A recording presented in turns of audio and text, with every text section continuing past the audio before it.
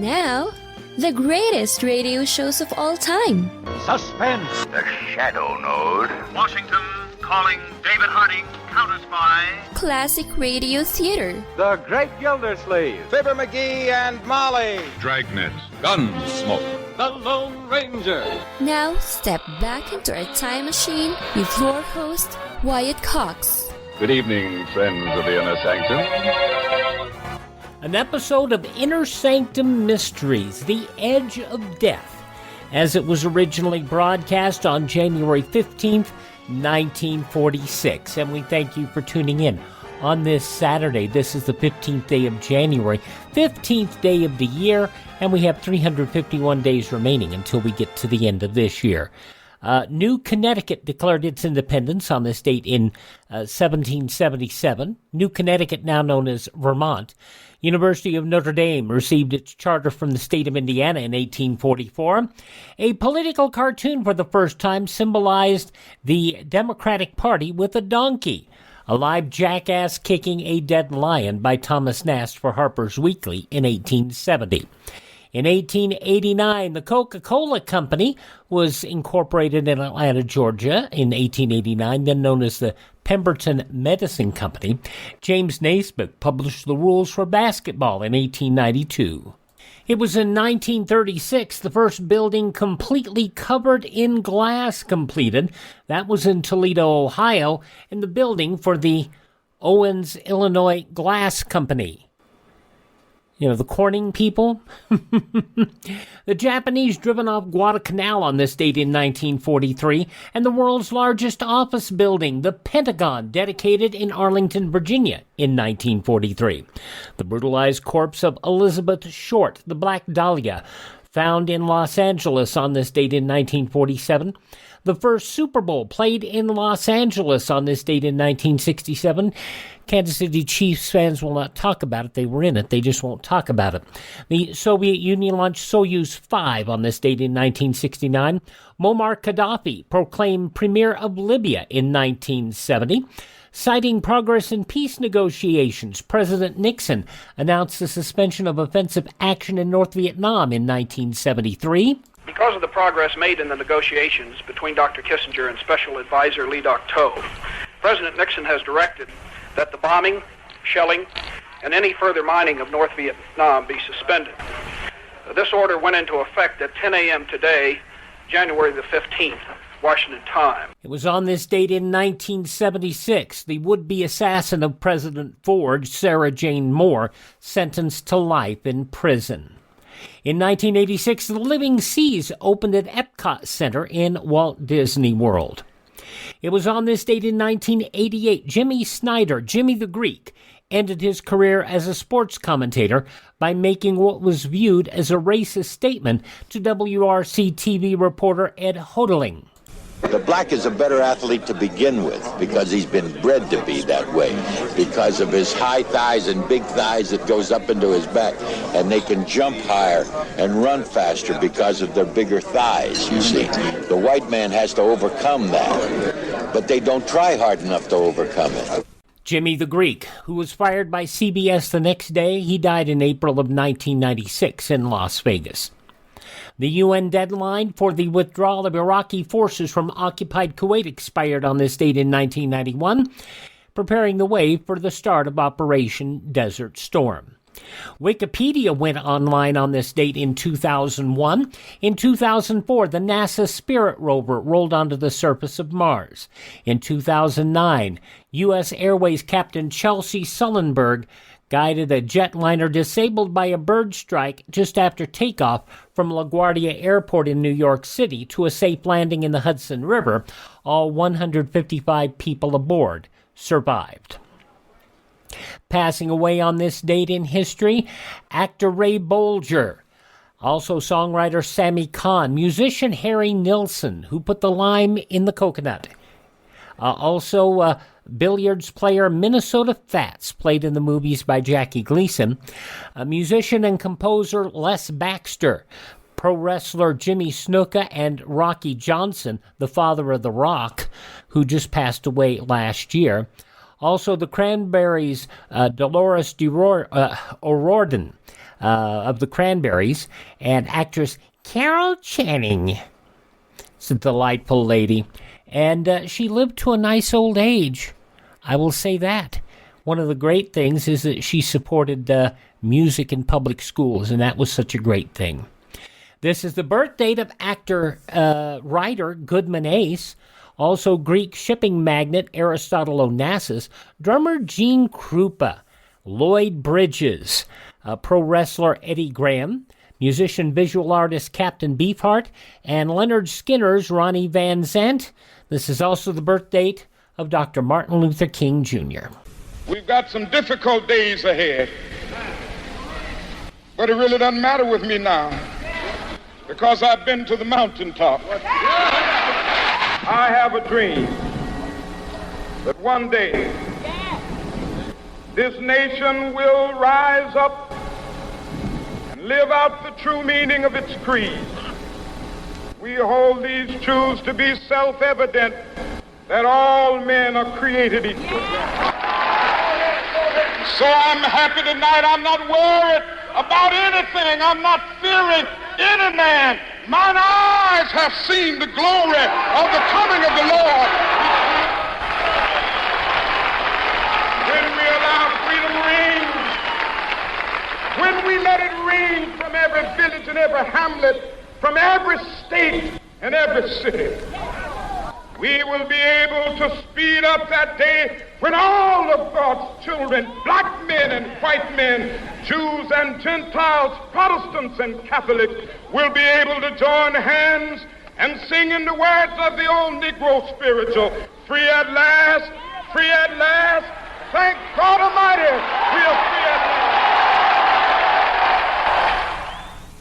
Dr. Martin Luther King Jr., born on this date in 1929, brutally assassinated in 1968.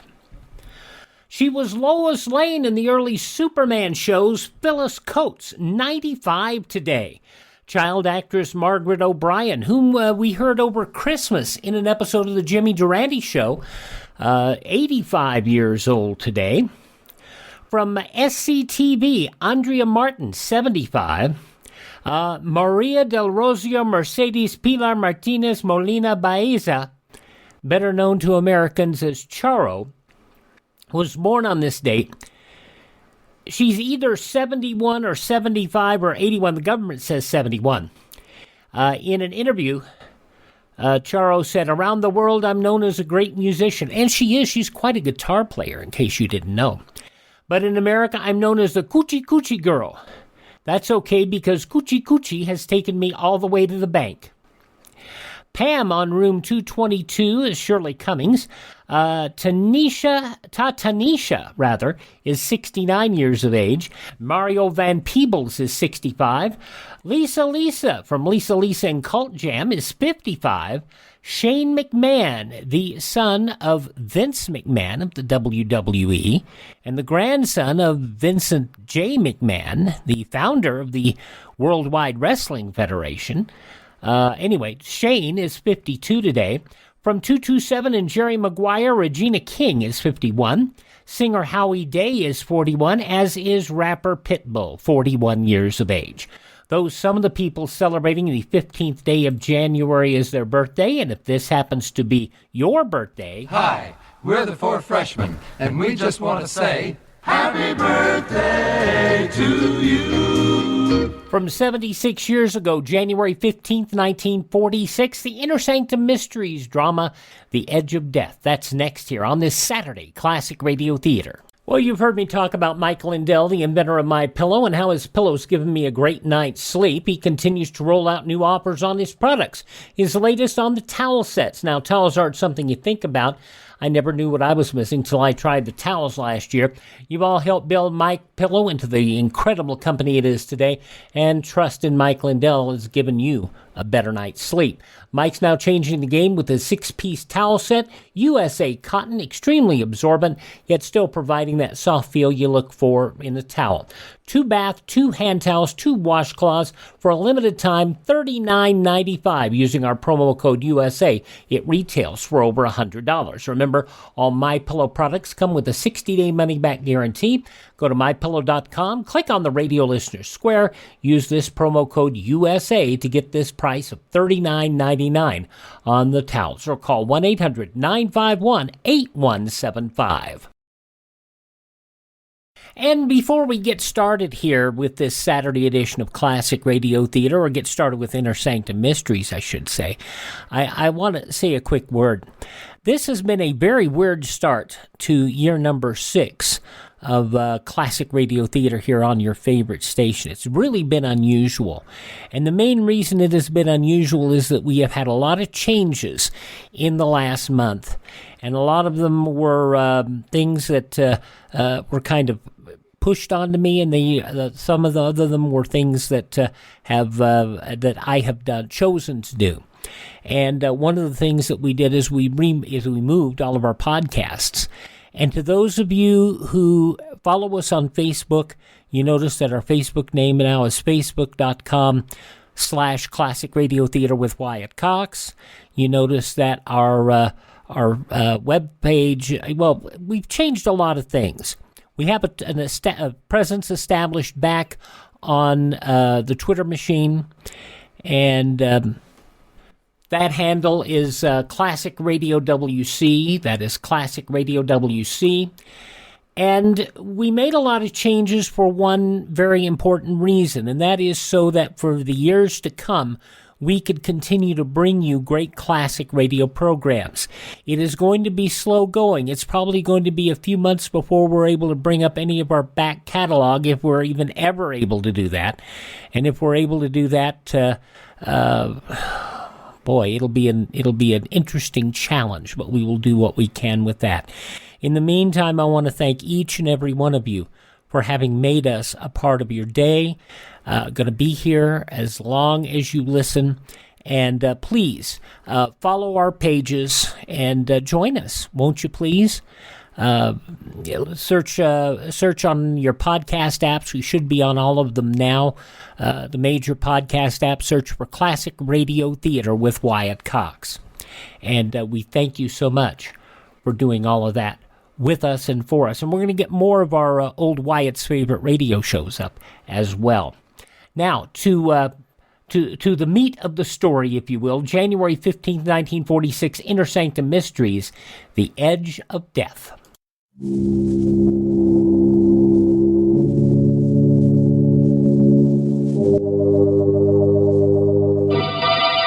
Lipton Tea and Lipton Soup present Inner Sanctum Mysteries.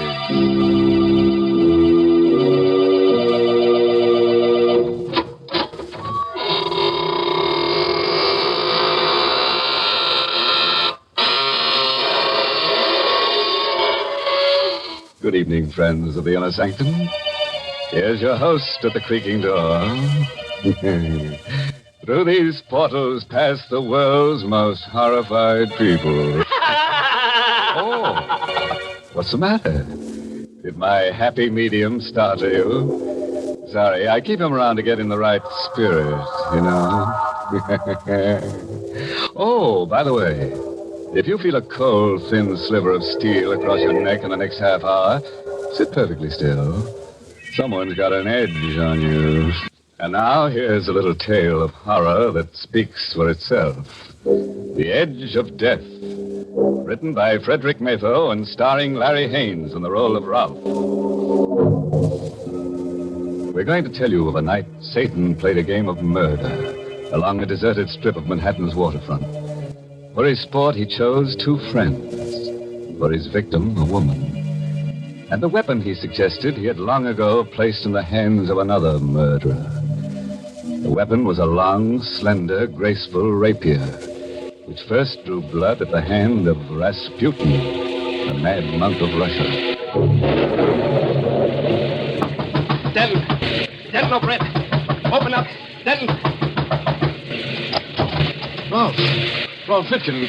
Well, come on in, man. What's the matter with you? You're soaked, no hat, no coat. Denton, you're my best friend, my only friend. You've got to help me. I just got back from Chicago. I was going to drop over to your shop a little later. You got back too late. You could have helped me. Now it's too late. Well, what's the matter, Ralph? What have you done? Well, what's that in the package? Why, it's the antique sword I gave you when you were married. Ralph! Naked steel always looks different. Coated with blood. Ralph, you fool. You didn't... Yes. I just pierced a woman's heart with that rapier. About 15 minutes ago. I warned you about your temper ever since we were kids. You almost killed me once, do you remember? You warned me about my hobby, too. You said I had a psychosis. That's what we psychiatrists call it. Your unnatural love of steel blades, your worship of ancient weapons and tempered steel, it's off balance.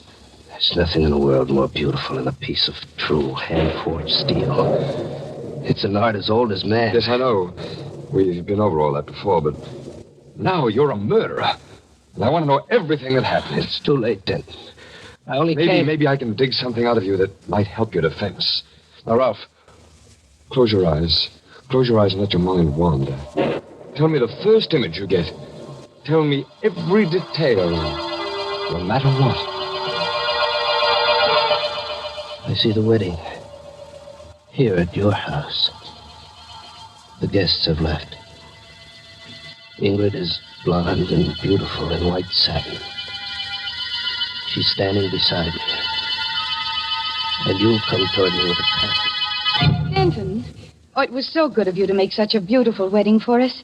You are the best man ever. Oh, no. Maybe the second best man ever. Ralph was best today. Well, you gave me some stiff competition, then. I've got another wedding present for you, Ralph. I waited till now to bring it out because I didn't think the others would understand. Here, open it. Do you like it, Ralph? Is it a good one? This is a good one. It's the most beautiful rapier I've ever seen. The balance and the lines. Magnificent steel. Look, Ingrid. Isn't it wonderful? It will be the very nicest sword in your collection, darling. As well as your last. His last? Oh, yes, then. I promised Ingrid. No more auctions. And he'll keep his promise this time. I'm going to change, darling. Won't take me long. All right, darling, hurry. You really like that blade, don't you, Ralph? Like it. It's beautiful. Where did you find it? I saw it yesterday in a small, junky antique shop in the village. Little Russian fellow runs it. Oh, did he tell you anything about the blade? I mean, where he got it? No, but he said it was Russian. He said the hilt was black lacquer on rosewood and the steel was superior. Ah, he said something there. He mumbled on about wanting to get rid of it before the full moon. Something about it being an evil thing. Claimed it once belonged to Rasputin, the mad monk of Russia. Say, I wonder if it did. I doubt it. Anyhow, he finished by saying that whoever owned it would have evil luck, and failing to get rid of it before the full moon, would die by violence. I'll take it back to him if you like, Ralph. No, not on your life, then. But don't mention that nonsense to Ingrid, will you?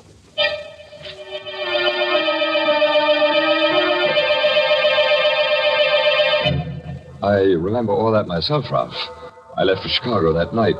Now, what's the next thing that comes to your mind as important? Well, about 3 weeks ago, I was working on some knives in the shop. Ingrid had left. I was alone. The shop door opened, and she was there. She? Who, Ralph? Stasha. She was beautiful. Tall. White as marble. Dressed in black. And beautiful. I beg your pardon. What did you say? Oh, I'm sorry. You said beautiful. There's no cause to be embarrassed. I have heard this said before. What can I do for you, Miss... Kasov. Stasia Kasov. You own something that I would like to buy. What is it? A rapier. A Russian rapier. I saw it in your window as I passed. It's not for sale. Oh, really? Are you sure? I will pay you well. Say, $100. Sorry. Very well. Perhaps you might change your mind. Here. Here is my card. Come and see me if you do. Well, thanks, but Shall we say before the next full moon, Ralph?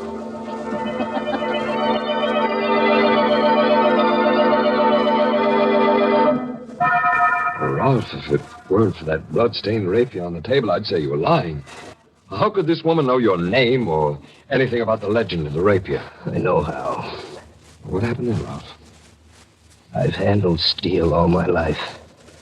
I've forged it, pounded it, tempered it, ground it to razor edge, and I've never cut myself. After Stasha left, I put the rapier to the stone. And as I worked, I kept seeing her eyes in the forge fire, blending with evil beauty. Kept hearing her voice. Ralph, shall we say before the full moon? I turned suddenly to see if she was there, and I tripped. The rapier fell, and I fell against the upturned point. Ah! Oh! Accidents happen, or do they? From January 15th, 1946, Inner Sanctum Mysteries and the Edge of Death. I'm Wyatt Cox. Thank you for joining us here on this Saturday edition of Classic Radio Theater. Our webpage, classicradio.stream. That is classicradio.stream.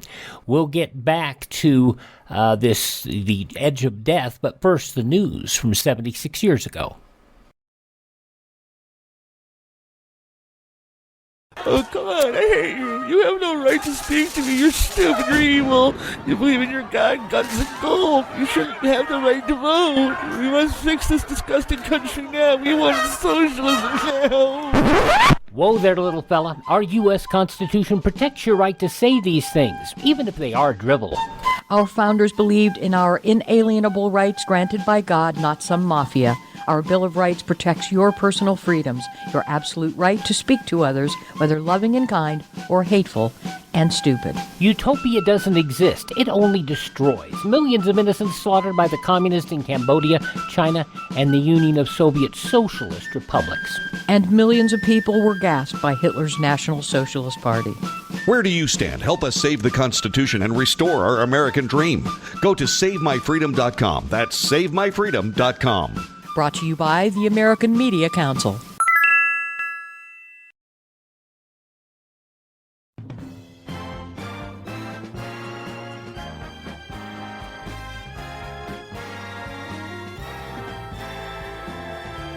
Classic Radio Theater on your favorite station, an episode of Inner Sanctum Mysteries, The Edge of Death, as it was broadcast on Tuesday, January 15th, 1946. In the newspapers of that Tuesday 76 years ago, these were some of the headlines. The American Federation of Labor Meat Cutters Union notified its 500 local units to strike at 12:01 a.m. Wednesday against 6 large meat packing companies. The offers that thus far made, according to the union officials, cannot possibly be accepted. They are grossly inadequate. The nation's major sources of new home and industrial appliances were shut off when 200,000 CIO electrical workers went on strike in 16 states. The suggestion that the atomic weapons be used to aid the proposed world police force in keeping the peace, made today by the Australian Navy Minister N.J.O. Macon and head of the Australian delegation to the United Nations Assembly. Rear Admiral Husband E. Kimmel asserted today he was misled by a pre-war warning into believing that the Navy Department thought no attack on Pearl Harbor was imminent or probable. A crowd of 200 spectators gathered as the gray-haired former Pacific Fleet commander appeared before a Senate House committee to tell publicly for the first time in his story of the disastrous Japanese attack on Pearl Harbor, December 7th, 1941. Well, just outside Carlinville, Illinois, 2 hitchhikers successful in thumbing a ride. When they got in the car, they introduced themselves to the driver and his companion. And the driver introduced himself as Sheriff George Ashby and his deputy Clifford Arnold. He produced a warrant for the 2 hitchhikers on a charge of theft of chickens, and the sheriff drove them to jail. And those some of the day's top news stories as reported in the newspapers of Tuesday, January 15th, 1946, on your radio, Inner Sanctum Mysteries, which continues now on Classic Radio Theater. Rolf! Rolf, what's happened? Rolf! I'm all right. Pull it out. Straight out. Oh, no. No, I can't do that. All right, I'll do it then. I'll do it. Oh. Rolf, your arm is all blood. Oh, it's not bad. It just passed through the flesh. Call Dr. Burns. Oh, those stupid knives. Why don't you get rid of them? Well, Ingrid phoned. They crept over me, the deadening certainty that my fate was tied to Stasia Kosov's. That death was lunging at us with Rasputin's rapier, and I was unarmed. I told Ingrid about the woman. I told her about Stasia's offer of $100 for the blade. I shouldn't have. And to turn down $100 for it. Rolf, that's the limit. Ingrid, I can't expect everyone to understand some things about my character, but I do expect you to try. I think I do understand, Rolf. I think you didn't want to sell that thing because you want that woman to come back. That was your first quarrel, Ralph? Yes. There were lots more. Things got worse. We quarreled a lot. It wasn't Ingrid's fault. I was changing. I kept thinking of Stasia. Her eyes mocked me. I tore up a card in anger, but I'd memorized the address. It was an old Dutch mansion on Litmus Street. I had to see her again. There was a light in the house, and oddly enough, the front door was open a bit. I rang a long time, but no one answered. I obeyed an impulse and walked in. There was a coal fire going in the high-ceiling living room. It cast dancing shadows on a life-sized oil painting above. A cold hand gripped my heart when I saw that painting. It was the painting of a man in a monk's habit, and his gnarled hand rested on the hilt of a bejeweled rapier of exquisite beauty. Yes, the man in the picture is long dead. But his mad spirit is in this room. It laughs from within you, Rolf Wittkuhn. It has seized your body. Stasia.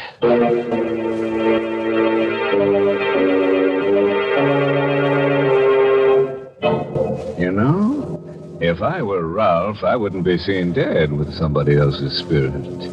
You can't tell what will happen to a man when the spirit moves him. Goodness, Mr. Host. That sword has certainly brought Rolf bad luck. Yes, Mary. It got him in trouble right up to the hilt. And we're only halfway through the story. Oh, yes, there's still a lot more excitement to look forward to. January 15th, 1946, Inner Sanctum Mysteries on Classic Radio Theater. Here's some great news. If you missed the deadline to sign up for health insurance, or if you just have a plan you're not happy with, you still have a choice. It's called MediShare. There are hundreds of thousands of members, and they love it. MediShare has a 98% customer satisfaction rating, and this is obviously huge. The typical family saves around $6,000 a year switching to MediShare. Find out more. They're great to talk to. 833-34-BIBLE. That's 833-34-BIBLE. On Sunday's Classic Radio Theater, Gene Hirschhold stars in the story of Dr. Christian from 84 years ago, January 16, 1938. Dr. Christian is needed during a flood. That'll be coming up on Sunday's Classic Radio Theater. But right now, the conclusion of Inner Sanctum Mysteries, January 15, 1946, The Edge of Death, starring Larry Haines. But now, back to Ralph Wittgen as he tells his friend the events leading to the murder he has committed tonight. He's telling of his first visit to the strange house of Stasia Kosov.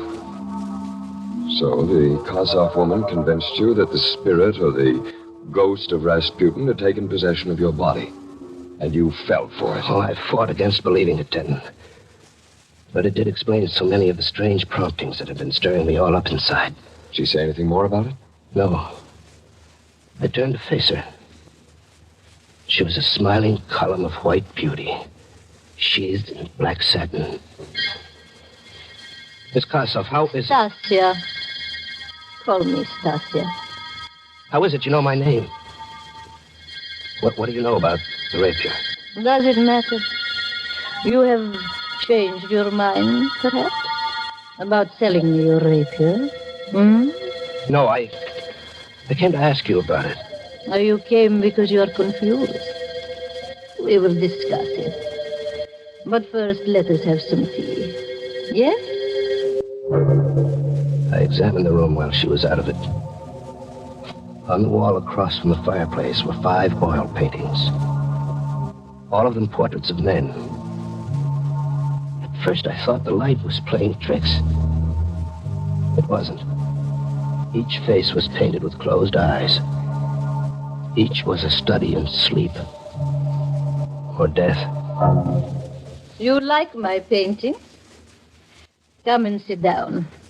We'll have tea and talk. Who are those men you painted, Stasia?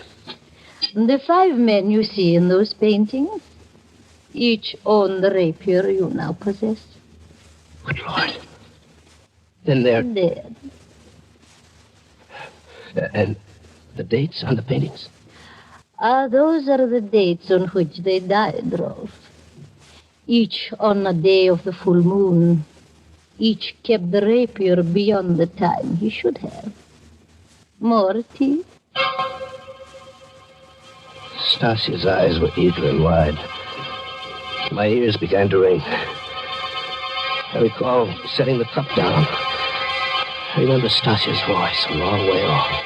Russian tea is strong, my friend, and so are Russian legends.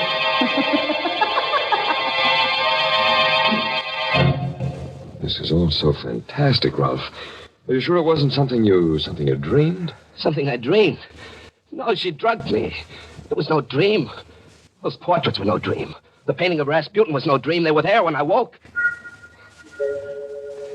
Stasia was gone. The fire was out. My head ached. There was an easel near the lamp. It hadn't been there before. I shuffled toward it. There was a fresh painting on the easel. I stared at the face before me. Its eyes were closed in sleep. The face was mine. There was a date painted in them. It was January 15th. Why? Yes. Yes, that's tonight. I couldn't find Stasia, so I dashed out of the house, cursing like a madman. It was 4 a.m. when I reached home. Ingrid was waiting for me. She was crying. Rolf!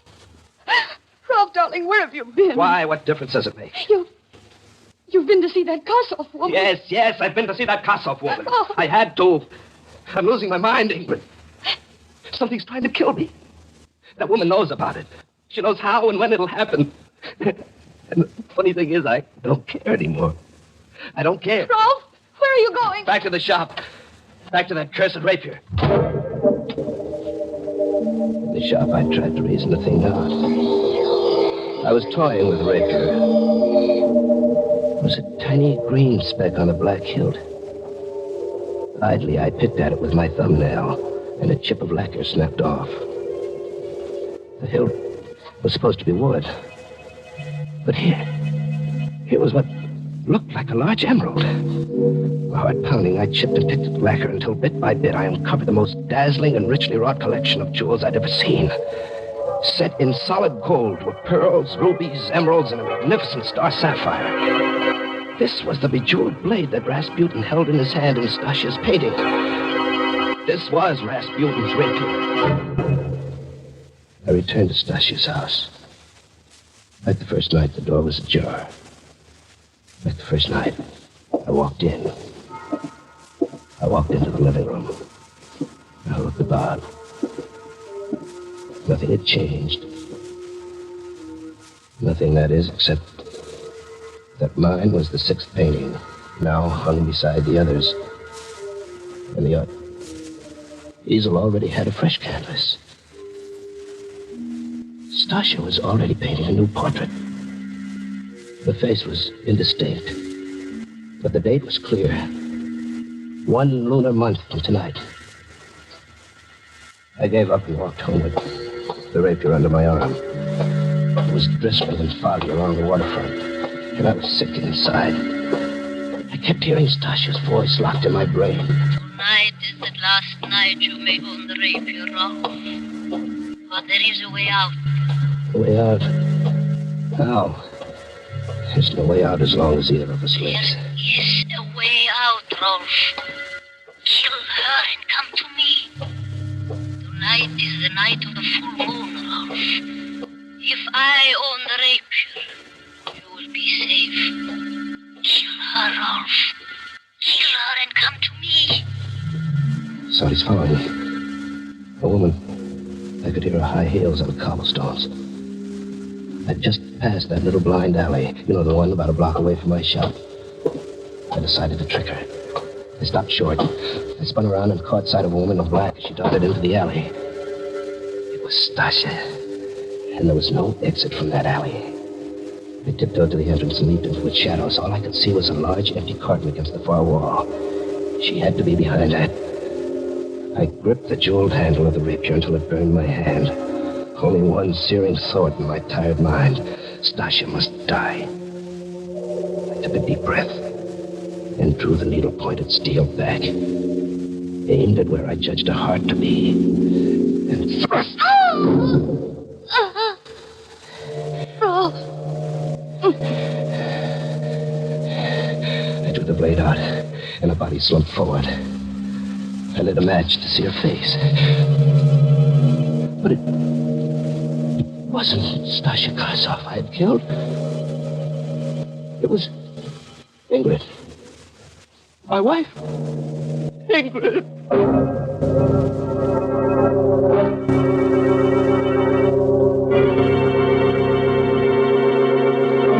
It worked, Stasia, it worked. My plan worked. Ralph reacted just as I planned it. You mean he did it? Killed A her? psychological masterpiece. He told me the whole story at my office 10 minutes ago. He killed her thinking it was you. Well, now that she is gone, you are happy. You will love me and forget her then. Oh, perfect, perfect. She picked that stupid fool instead of me. Now she's dead, and he'll die, too. Oh, Denton, I'm so glad. I would do anything for you. Everything went like clockwork. This rapier I found in your attic, the legend I made up, the phony paintings of former owners, your flirtation, perfect, perfect. The perfect murder, I've done it. Did my acting please you then? Oh, you were magnificent, but there's only one weakness to my plan, Stasia. What is it? When Ralph is picked up, there must be no way for anyone to find out that you and I know each other, Stasia. No, and no one will know, darling. Ralph's fingerprints are still on this rapier. He'll be electrocuted for one murder. Might as well be for two. Denton! No! I love you! I'm sorry, Stasia! I love you. Still. I will wait for you. Very neat stroke, then. Ralph! I heard everything you said, Denton. But I didn't have to, I knew. No, don't move. The gun is faster than the rapier. How did you know, Ralph? Something I said tonight? No. No, something I saw. Stasia loved you. The painting I saw on her easel tonight, the one I told you she'd begun, was your portrait. The only way I knew was because, as an artist, she was conscious of the scar on your forehead. She painted that in first. The scar you gave me as a kid. Oh, you've a lot more brains than I gave you credit for, but at least we'll burn together. Sorry, Denton. I'll have to decline that honor. Rolf, am I too late? Ingrid! Ingrid, no, you're dead. Ralph! Everything you told me at my house tonight was a lie. No, Denton. Your plan almost worked. I told you the truth. Except for the part about murdering Ingrid. You should have studied psychiatry, Ralph. I did, Denton. I had a good teacher. You.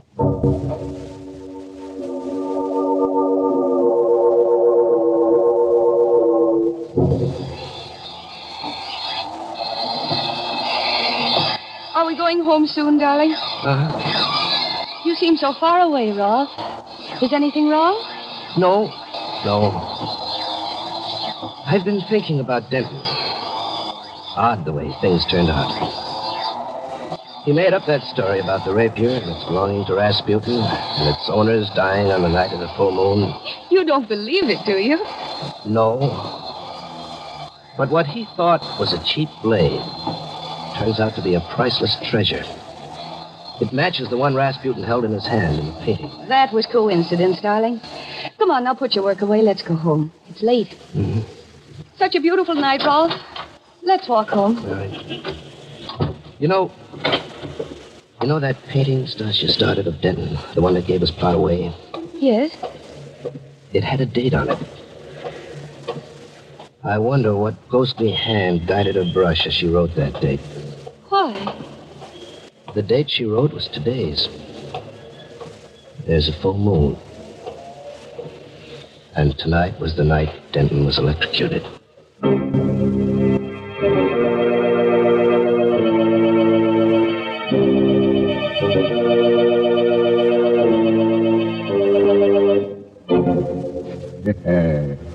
Well, wouldn't you say that's a story which gets down to fine points? Happy ending, too. Yes, you get a ghost-to-ghost hookup between Stasia and Denton. Ralph and Ingrid get an Exhibit A worth a few bucks and go back to the old grind. Well, I'm glad Denton's plot didn't work. Yes, Mary, but if it had, Ralph would have had a plot of his own, in the cemetery.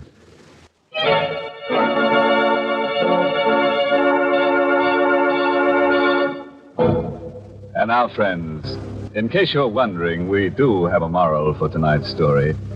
It's short and sharp. Knife can be beautiful if you keep your temper. And look out for people with an axe to grind. They may be trying to get ahead of you. Oh, by the way, this month's Inner Sanctum Mystery novel is The Pavilion by Hilda Lawrence. And next week, the makers of Lipton Tea and Lipton Soup bring you another grisly Inner Sanctum tale, directed by Hyman Brown, and titled The Confession. And now, if you'll excuse me, I have an appointment with Stasia and Denton. Yes, they've got the concession for hand-forged hinges where it's hotter than the hinges of... Until next Tuesday, then. Good night. Pleasant dreams.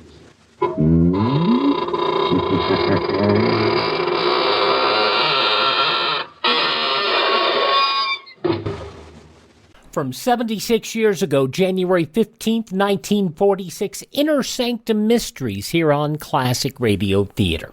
Thank you so much for joining us. Hope you will visit my webpage, classicradio.stream.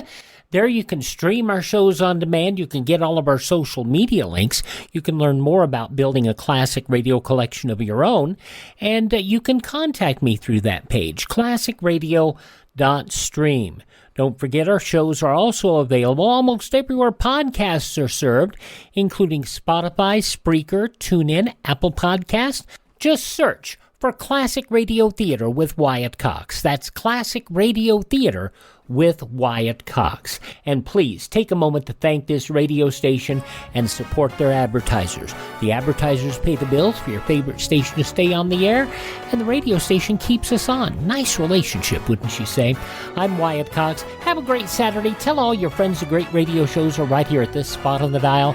Classic Radio Theater on your favorite radio station.